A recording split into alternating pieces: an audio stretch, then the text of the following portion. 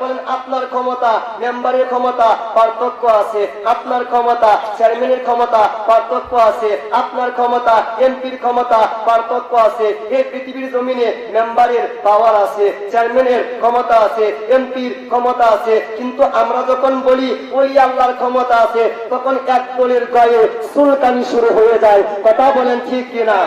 তারা বলে ওই আল্লাহর ক্ষমতা আছে, এই কথা বললে শিরক হয়ে যাবে, বেদাত হয়ে যাবে, আদাত হয়ে যাবে, তিনাত হয়ে যাবে, বারওয়াত হয়ে যাবে। হাই রে হাই ফতুয়া, হাই রে হাই ফতুয়া, হাই রে হাই ফতুয়া। কিন্তু দুঃখের বিষয় বাংলার মানুষেরা ওই সকল বক্তাদের, ওই সকল আলেমদের ফতুয়া নিয়া জুব্বা বানাই নাই, কাপড় বানাই নাই, সুতা বানাইছে।